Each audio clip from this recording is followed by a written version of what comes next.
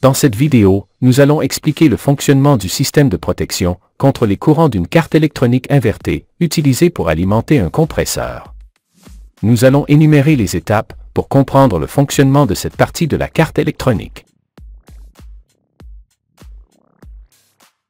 Commençons par dire que, lorsque l'appareil est mis en marche, la consommation de courant est élevée, car le compresseur aspire une grande quantité de gaz réfrigérant qui se trouve dans l'évaporateur.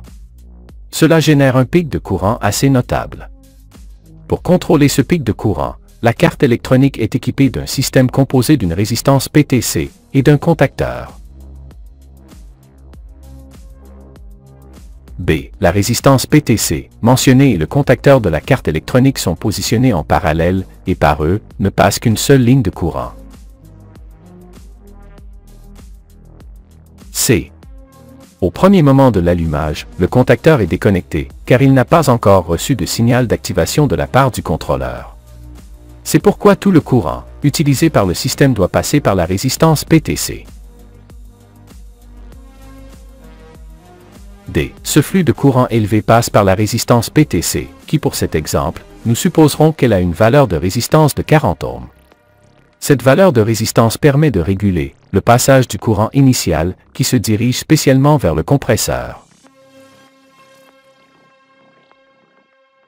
À mesure que le courant passe par la résistance PTC, celle-ci commence à chauffer, ce qui entraîne une augmentation de la température et, par conséquent, une augmentation de la résistance, dans ce cas à 60 ohms, ce qui contrôle encore plus le flux de courant.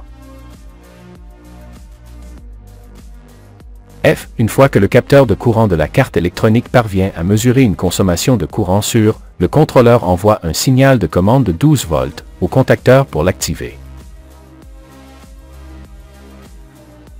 G. Lorsque le contacteur est activé, le flux de courant se dirige principalement vers son interrupteur, car sa résistance est pratiquement nulle. De cette manière, la carte électronique fait en sorte que le flux de courant n'atteigne jamais des valeurs dangereuses pour le système.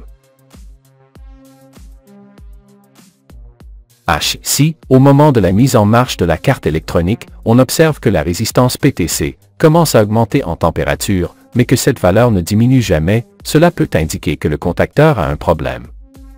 En fait, si la carte électronique présente un court-circuit dans l'une de ses parties, il se peut que la consommation soit toujours élevée, ce qui fait que la résistance PTC travaille toujours et que le contacteur ne s'active jamais, car le capteur de courant n'arrive jamais à détecter des valeurs de travail sûres. I. Dans la situation précédente, il est toujours conseillé de soupçonner un court-circuit dans les condensateurs principaux de l'alimentation électrique et de vérifier visuellement le circuit PFC de la carte électronique. Il est également recommandé de vérifier le circuit électronique IPM,